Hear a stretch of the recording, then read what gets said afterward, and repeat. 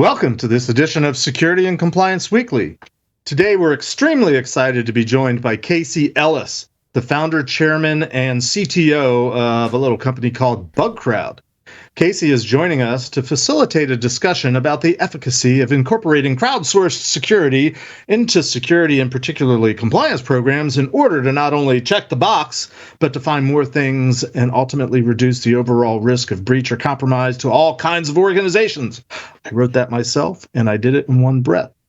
We will start the discussion with getting to know Casey a little bit, learn about the notion of crowdsourcing in case you guys aren't familiar, discuss some of the pros and cons, and ultimately we'll discuss what role crowdsourcing can play in cybersecurity programs, particularly ones that are driven for right or wrong reasons by compliance first, bare minimum checkbox, how little can we spend kind of mentalities. It's a safe bet. PCI is going to come up in the discussion, so fill your glasses now.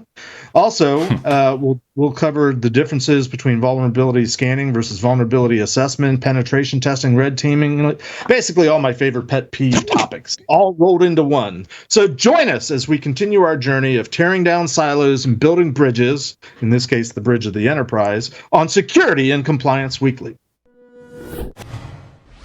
This is Security Weekly, for security professionals, by security professionals.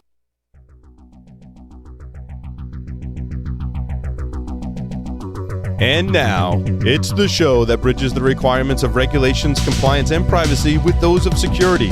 Your trusted source for complying with various mandates, building effective programs, and current compliance news. It's time for Security and Compliance Weekly. Some things are best kept secret. You wouldn't send your company's financial data through the mail on a postcard. Then why would you let your employees use insecure collaboration and file share tools to share sensitive business information? Introducing Crossclave, a file sharing and collaboration solution built secure from the ground up. Think Signal, only designed specifically for business and enterprise users. Crossclave uses blockchain technology and end-to-end encryption to deliver a true zero-trust system designed to protect you and your business's most valuable data. So if you need to share sensitive information, Spider Oak's Crossclave is your only choice. Go to securityweekly.com/Spider Oak and get a free account with 5 gigabytes of storage. Welcome to episode 88 of Security and Compliance Weekly, recorded on September 28th, 2021. I am your host, Captain Mr. Jeff Mann, and joining me today are my co-hosts, Kat Valentine, Scott Lyons, and Josh Marpet. Welcome, everyone. Hey, guess what, guys? We are somewhere between this week and next week celebrating our 2-year anniversary of having done this show. Yay! Lots of applause for everybody. Hard to believe we've been doing it for 2 years. Kind of easier to believe given the fact that, a good portion of this we were on lockdown and we weren't going anywhere anyway. So it was kind of easy to just sit around and record this show. But I'm really excited that we've been doing it 2 years. I think we're starting to hit our groove. We continue to have fabulous guests such as the one we are joining us today. We have great conversations. We get great feedback from our listeners on the Discord and other places, and all around, let's pat ourselves on the back. I think we're doing a good thing. Have a few announcements before we jump into today's discussion. InfoSec World, which is now digital, which means virtual, is going to be November 9th through 10th, 2021. This year's amazing lineup of speakers includes Robert Herjavec from Shark Tank, plus heads of security like Kathy Lanier from the NFL, Devin Bryan from MUFG Union Bank, Hope Goins from the U.S. House of Representatives Committee on Homeland Security, Juliet Okafor from Revolution Cyber, Tim Callahan from AFLAC, and many more. Plus, Security Weekly listeners save 20% on the Digital Pass registration. To get the discount, go to securityweekly.com/ISW2021 and register today. Also, while we're on the topic, we're still planning on Security Weekly Unlocked to be held in person this fall. It's still technically fall, December 5th through 7th at the Hilton Lake Buena Vista, which is down in Florida. Our speaker lineup has now been announced, and it includes Leslie Carhart, John Strand, Alyssa Miller, Dave Kennedy, O'Shea Bowens, Marina Chiavata, Patrick Coble, Chris Eng, Eric Escobar, Nick Leghorn, Michael Schlatt, Kevin Johnson, Justin Kohler, Jay Beal, Trenton Ivey, and Ryan Cobb. Visit securityweekly.com/unlock to register and check out our complete lineup of speakers and other activities that are planned for the event. All right, enough of that. I am very excited, can you tell, to welcome Casey Ellis, founder, chairman, CTO of BugCrowd, to the show today. Casey is coming to us, by the way, from the future. He's been camped out in Australia for a few months. I'm sure he'll catch us up on that, his goings on. But without further ado, Casey, welcome to Security and Compliance Weekly. Greetings, Jeff. Thanks for having me on. The normal gag is that I'd join the thing with my camera upside down, but I figured we'd get straight to it. Very cool. So you're down in Australia, and you've been there for a few months now, haven't you? Yes, sir. Yeah, we actually came back down here. It was the 13th of March, 2020. So, watching COVID come over the hill, considering how that's going to impact, domestic safety, but also, I think more importantly, our ability to stay connected with family and friends down here, down under. It's, we made the call to basically, pack up and jump on a plane about 24 hours after we made that decision, which was definitely an interesting decision to make. But in hindsight, it's been treated, I think, fairly fairly by how everything's played out. And still here, actually working pretty hard at the moment to get all the things in order to come back to the US over the next 30 to 45 days or so. So looking forward to that as well. Oh, wow. Having only recently started traveling again, just domestically, just going anywhere, I can only imagine the anticipation and excitement you guys might be feeling. We're definitely still figuring out how it all works. I mean, collectively, right. Like what is this travel thing, especially internationally? The bright side is we didn't get cut off from family and all that sort of stuff when the restrictions and so on kicked in. The downside, obviously, is that all those complications are kicking back in as we're kind of cut off from the US. Getting to enjoy it down here as well and loving that. So I'm definitely not poo-pooing that aspect of it. Well, for example, what time is it there right now? It's 2 a.m. So that's one of the things that I don't enjoy, except for conversations like this one where it's fine. Terribly sorry, but thank you for being with us. Very much appreciate it. Absolutely. Yeah, I think having talked to Casey a couple weeks ago in anticipation of this show, or what led to him being on the show, I think he's gotten accustomed to living life in the middle of the night for him since it's prime time in the U.S. Nonetheless, thanks Casey for either getting up early or staying up late, as the case may be, to talk to us. Sure. So what was the vision behind BugCrowd, and why did you get this? Why did you get it going as a business? Well, before that, just tell us a little bit about yourself, those of us that don't know you, and then answer Scott's question, which is like my second or third question, but that's okay. Certainly. Yeah. So my background, basically grew up hacking all the things. Had a father who was a science teacher, so he's always bringing technology home. I'm tearing it apart. Understanding how it works, starting to get an appetite for getting things to do, stuff that they weren't initially built to do. And that's, I think, where kind of the hacker streak and that intrigue came from. Got a IT engineering role pretty much straight out of high school, and, started breaking into stuff and basically helping people understand risk, kind of proactively at that point. This is, 21 years ago at this point, before I realized that was actually a career path. So, looking around and saying, hey, like, this is vulnerable, this could be improved, like, I can demonstrate where your risk is. All of a sudden, I'm starting to receive feedback that this is actually valuable information. You can build a career out of this. And that was, Christmas for me. So that kicked off my career as a pen tester. Moved from that into solutions architecture and kind of more of the sales and business side. And that was actually focused a lot around PCI DSS and different kind of compliance drivers for defensive security, decision making in Australia at that point in time. And eventually all of that experience kind of got together and conspired, and I got it in my head that I wanted to be an entrepreneur. So, one thing led to another, and all of a sudden I started BugCrowd.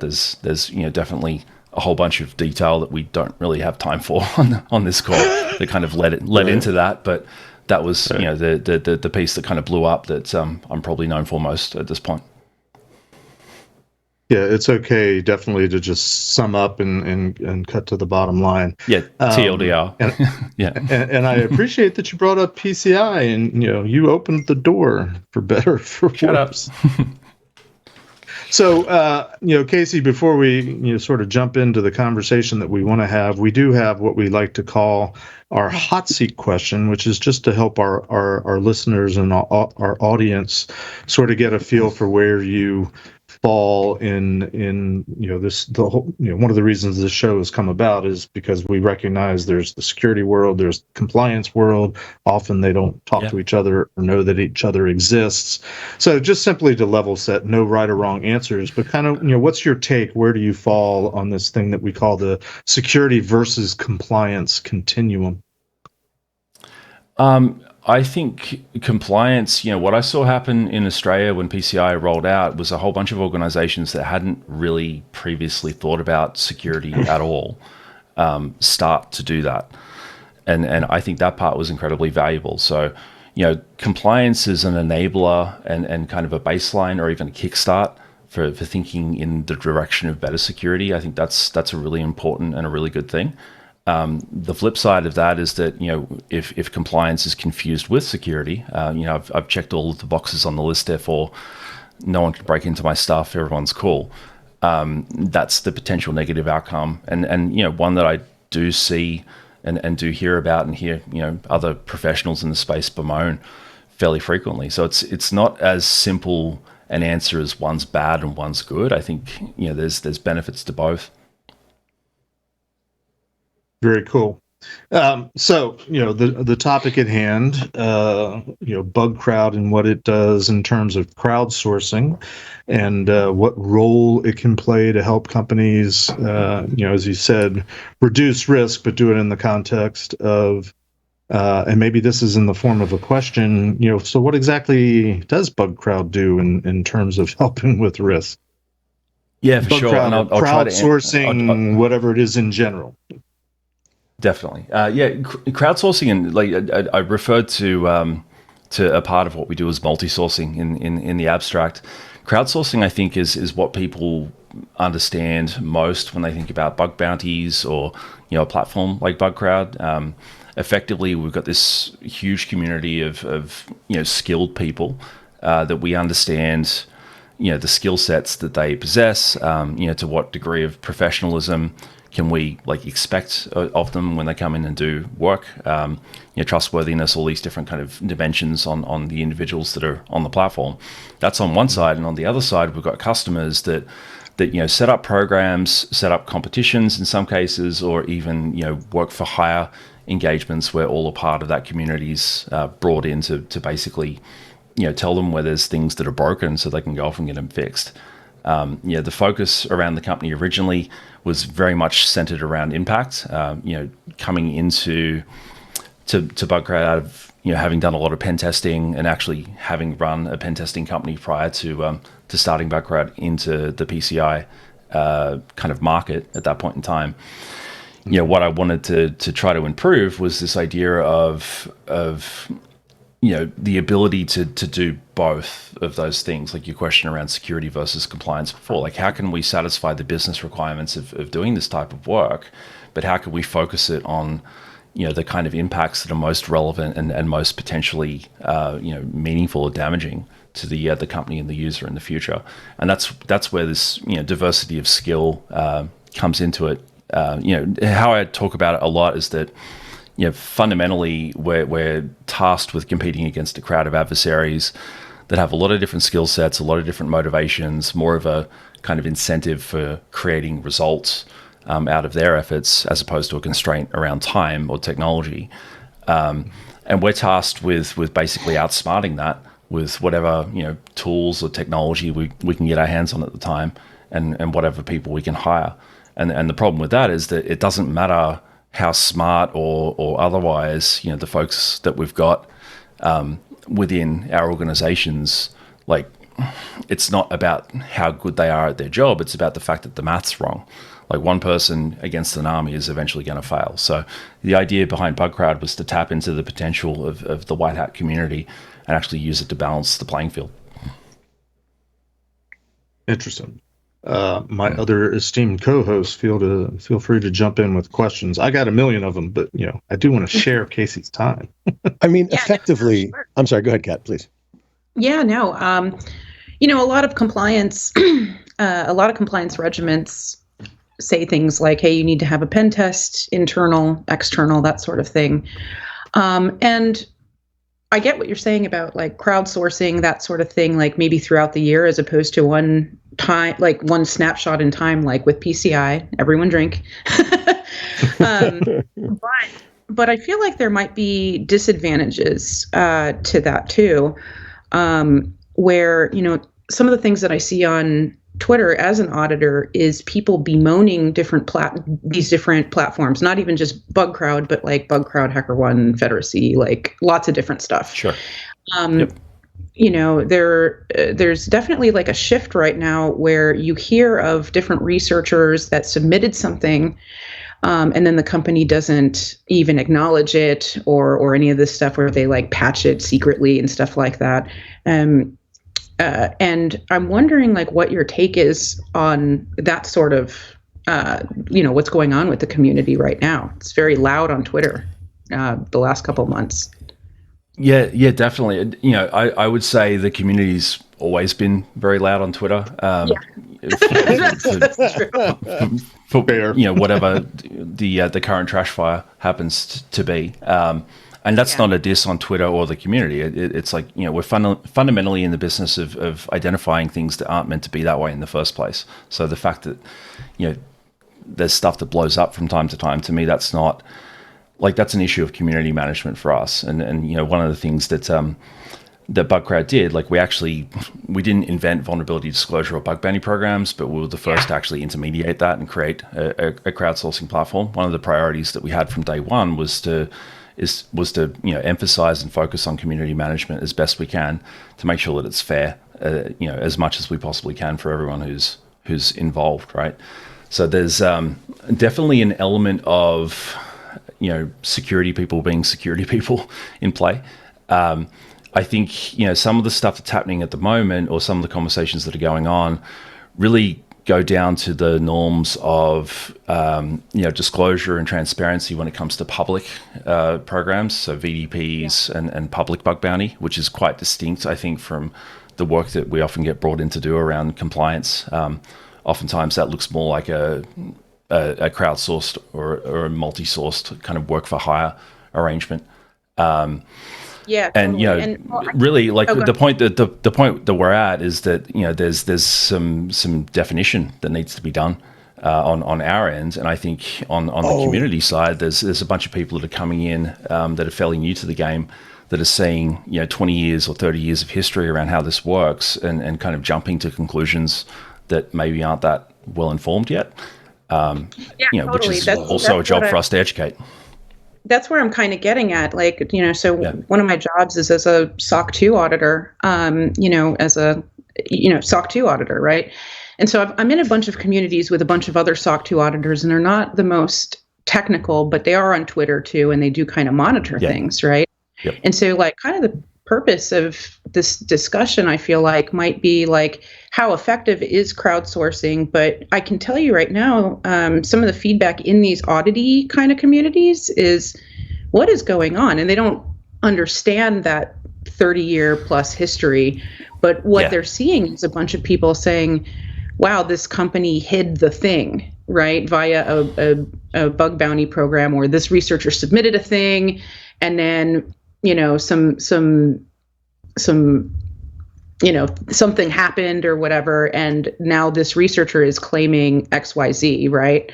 And so it's making, I feel like, auditors a little nervous to trust bug bounty programs in lieu of, say, a pen test, which is what they're used to, right?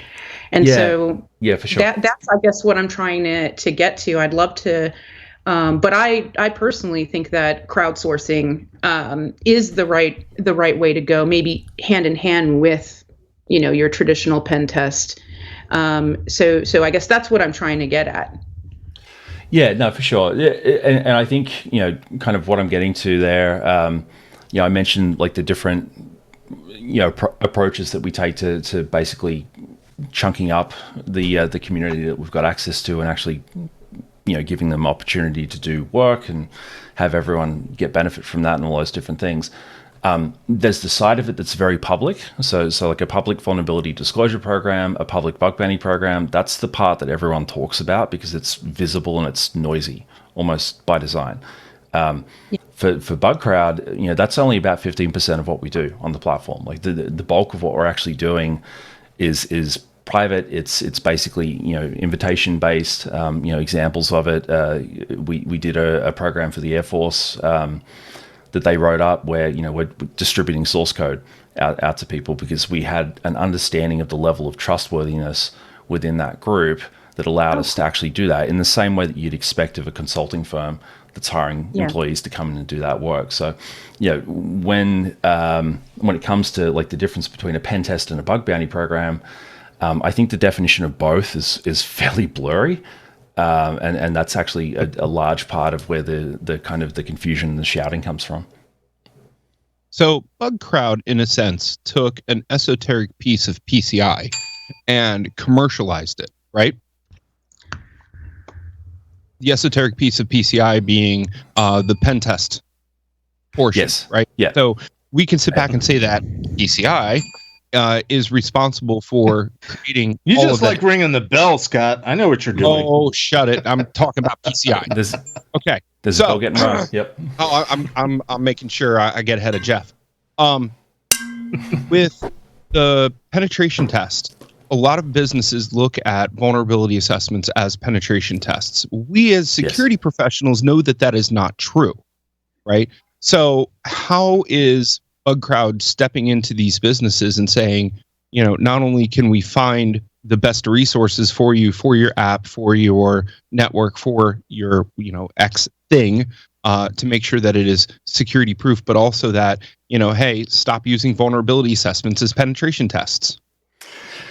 Yeah, no, for sure. It's an interesting one. I actually, kind of go back and look at the PCI special interest group explanation between, vulnerable disclosure and pen testing, in terms of basically a pen test means proof of exploitability as like one of the things that kind of kicked off this Nessus Plus a pen test market that we've got in amongst all of the folk that actually legitimately try to do really good work, right? So it's a difficult one because I can't like stand on a soapbox and say pen testing's BS because I know a lot of folk and a lot of folk that I have as close industry friends and I would say like trench buddies in a sense try to do their absolute darndest to do that stuff well, right?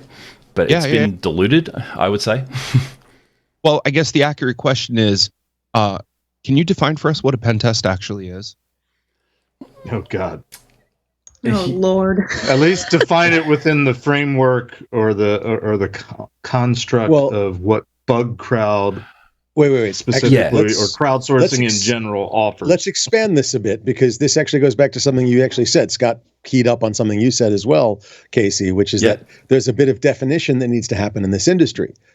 And so is 100%. Pen test one of the terms you think needs to be defined? If so, what are some of the other terms and how would you define them? I do. I think the broader market from my experience and part of the challenge of this, it's like the whole, the battle around, InfoSec versus cybersecurity or, my current allergy to like the term zero trust, despite thinking it's a really good idea.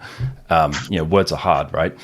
But what it comes down to is I think, the market ultimately ends up being the ones who define the term based on what's on, a budget line item when they're going out to try to solve a business need.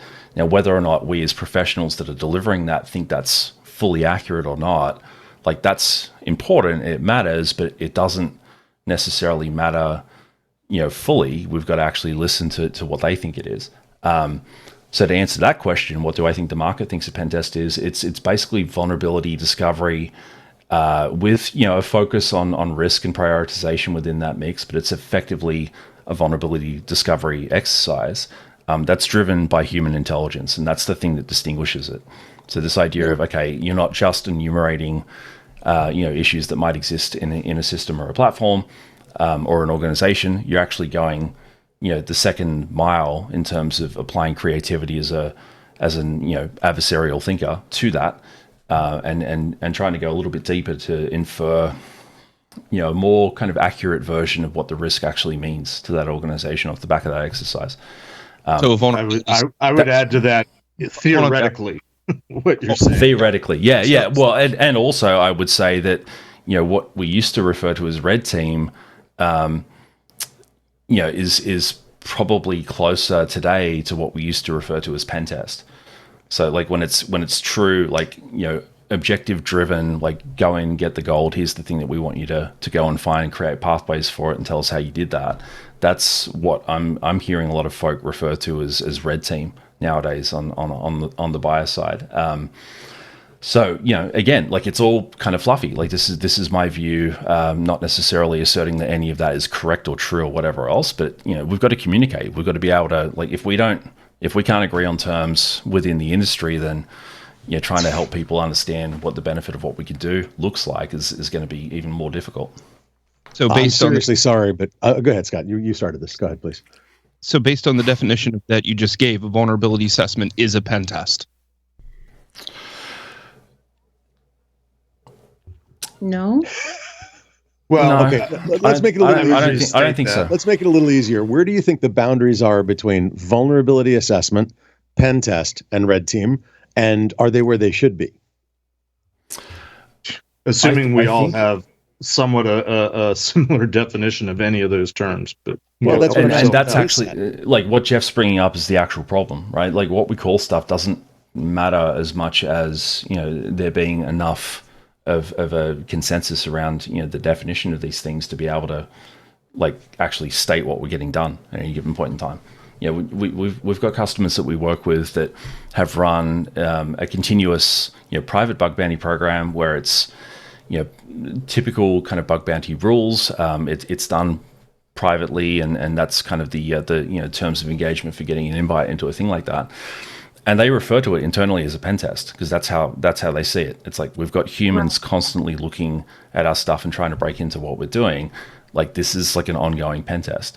So at that point in time, it begs the question: well, is that a pen test or not? Like, is the fact that they're using a term that others might not use as often to describe that type of thing, is that the actual meaning of the what are we reducing back to? What's the business goal that they're trying to achieve that they're bringing us into? And then ultimately, as a business, what's the line item that they're spending money from? And coming back to compliance, this is the conversation that Jeff and I had ahead of this call. The idea of like compliance being a thing that you need to satisfy as a business to continue forward, without penalty and all the consequences of non-compliance. Like, can we satisfy that and also dig in and provide people as valuable a set of, impact-driven risk information for them to go off and remediate as possible? So yeah, I would agree with that. And yeah, just to kind of interject, the SOC 2 auditor crowd, I would say that overall, the majority of them that I've spoken to, at least, do consider like a bug bounty program a consistent pen test, right? They assume, or we definitely see customers demonstrating vulnerability scanning through something like, I don't know, AWS, the various security products there, and the scanning that stuff does, like GuardDuty and Inspector and stuff. They consider that vuln scanning. They consider a platform like BugCrowd a consistent pen test, and then if there's like an actual pen test from a firm, the traditional kind of definition of it for that one time. At least what I like to see is that they're doing that for features that are going to be coming out. They're testing it before they roll it out to a crowdsourcing kind of platform. No, definitely. That's a part of what we put together. So, and this is why I kind of made that call out to multi-sourcing before. the crowdsourcing version of it, where it's basically, all or part of the crowd get invited to look at a thing. The first to find a unique issue gets paid for that, and the more severe the issue they find, the more they get paid. So that's like the traditional public bug bounty format. We do that privately as well, but we also do that on a point in time basis, kind of to your point. Like if there's a feature release, if there's anything that's kind of, it doesn't need continuous assessment, or oftentimes it's being informed by the patterns of how pen testing's been done in the past on a cadence, and the company's just not ready to think about continuous assessment yet. We'll drop it in that sense. But the other thing that we do that we're less known for is basically pay for task and pay for time delivery of security assurance work, which looks a lot more like a traditional pen test at that point. One of the reasons that we do that is to be able to deliver a confident attestation to having followed a methodology on the back end of that. From my perspective, that comes at the expense of the kind of creativity that you get when people are just going after demonstrating risk. Like those two things tend to pull in the opposite direction when you consider, the personalities that come in and actually do the work, but they're both valid. So, that's why we're doing both. What we refer to as next-gen penetration testing, excuse the buzzword, but that's how we refer to it, is where we're actually combining those two things together. So you've got people going through a checklist and saying this is what we've done as an input to that assessment, but then there's also folk that are purely focused on the output. Yeah, totally. And like PCI is to that particular regiment tends to break it down even more. Like even though the SOC 2 crowd, which let's face it, it's accounting kind of folks that are doing auditing, whereas I think the PCI folks, they actually get training, that sort of thing, where they've been in security for a while. And the actual DSS is it specifies definitely a more, you need to have a methodology. You need to be doing internal and external, whatever that means for your specific architecture, right? And so that makes a lot of sense to me. But again, theoretically, but keep going. Yeah. Actually, I was going to say that Dimitri here, I'm sorry, EF the Press on the Discord says, so they consider a bug bounty program a continuous pen test, but should it be considered a consistent pen test? Continuous, so I'll kick it to the group. No, it's written as consistent. Well, I think I was going to comment on what Casey was saying, and this sort of answers F the Press's comment or question. Is it doesn't really matter what we call it for a lot of companies. It just matters, does it meet the compliance requirement? They're doing PCI, they're doing SOC 2 or whatever. I don't care what you call it. I just don't want to pay that much for it. I don't really care what the results are. Just tell me if I get to check the box or not and can move on. And I think what Casey is trying to get at, not to put words in his mouth, is how do we sort of slide in actual useful actionable information that's actually going to make you more more secure if you do something about it, in the midst of doing something that's cheaper, more cost effective from the client's perspective, and box checking. Yeah. So no, that's Casey, that's absolutely right. Sorry, just to confirm the words you just put in my mouth there, Jeff. Sorry, Scott. No. It's okay. I'm super excited that you're here and chomping at the bit to ask you a couple of really key hard definition questions here. And the first one is, what are the components of a pen test that you see that companies need the most? Right? If a company is listening to this podcast, or an auditor, or somebody who's just getting into the field, what components are they looking to provide? Yeah, for sure. The biggest thing, with kind of the lens that I've got on compliance, which is mostly informed by PCI, less so by SOC 2, but Kat, I appreciate you keeping me on the hook there, and all of the others, obviously. The biggest thing is that it's driven by people. I think vulnerability assessment. We're getting into a place now where, like, the kind of initial focus on like proof of exploitability definition of pen tests that we all probably grew up with, right, has drifted back towards vulnerability discovery and vulnerability assessment. But at the same time, you've got like automated pen test coming out as a product category, and that's going to be interesting to see kind of interface with the compliance crowd, because I would suspect that they'd have similar issues to the ones that we've had in explaining that to auditors that expect a human to actually show up and do the work. And from my perspective, if you go back to the intent of all of this, it's really to simulate the motivations and the creativity of the adversary. Vulnerability scanning and vulnerability assessment, like you get into the ASV kind of domain of again, PCI, but from a compliance-driven perspective, computers can only scan for what they already understand, right? Like we've got this unlimited, really, spectrum of creativity between, the attack surface, the developers that code that, and the people that are tasked with deploying it, and then all of the potential adversaries that are out there and the things that they could try to do to create a failure mode. We've got to rationally try to cover off as many of those as we possibly can. That to me is the intent of a pen test. Another pointed question, Scott, then we should probably take a break. Well, I was really interested to hear, Casey. I was really interested to hear your personal take on the definition of pen testing. But Jeff, let's get to that break, and then we can jump into the next part of this. Yeah, I'm good. Okay. Sure. All right, cool. All right, we're going to take a quick break. We'll be right back with Casey discussing pen testing and all that stuff. Be right back.